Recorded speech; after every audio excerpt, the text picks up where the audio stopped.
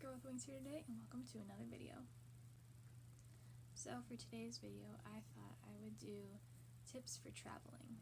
So let's get started. I'm sorry I did not post last week. I just kind of was unmotivated and spaced it out, so I didn't make a new one. But today I will be doing tips for traveling. Alright, so my first tip is to get out of your comfort zone. I strongly recommend this, just because it can be a really fun thing to do things that you might not necessarily do while you're at home. Go ziplining or something like that. I know that we've definitely done quite a few things out of our comfort zone, and we're starting to get more and more out of our comfort zone as we travel more. But we're starting to definitely get out of our comfort zone in a lot of the activities we try and do. Hiking more, like in the Bryce Canyon, ziplining, all sorts of stuff. If we see something that's really cool and then we want to do, even if it's not something that we would normally do, we like to try and do that. Tip number 2 would be always have a backup plan. This goes for flights or hotels, anything, or activities. If you were planning on going out hiking for a day, but then it starts to rain, have something maybe planned that you could do indoors. Just keep your options open.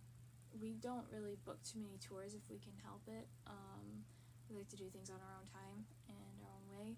So I have to say that has helped us a lot, because we just switch around what we want to do some days. This one would probably be, don't go out to eat constantly. I get in the airport or whatever, that's one thing, but try and find a grocery store that you can go buy your food at. If you're renting a car too, that helps a lot. It can help you save money sometimes, because then you have a lot more of a variety of food you can get and use over several amounts of days. Or just if you're staying for a day or something, you can just get TV dinner or something. But although it is hard to find some foods that are microwavable, because most hotels don't have one. We were really surprised that our last hotel actually did have a microwave in it. One of our last hotels did. We were surprised about that. There are some foods that you can make without microwaves or stoves or whatever. Tuna, Spam, stuff like that. It's sometimes a lot easier to than trying to figure out. Delete that part too. But yeah, it's definitely something we've been trying to do a lot more lately, is trying to buy most of our food at the grocery store. Tip 4, don't overpack.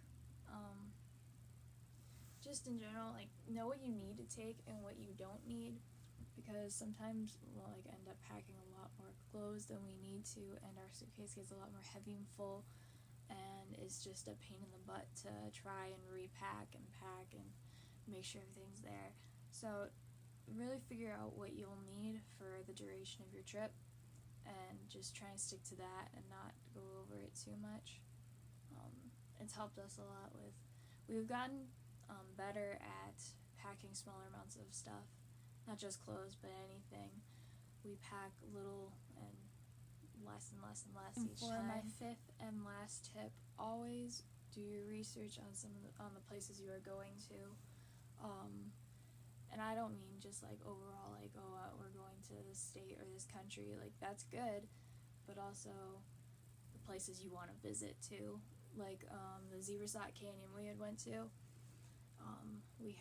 My mom had done a little bit of research before that, it's a hike, bring water, which we actually could have brought more of, but stuff like that.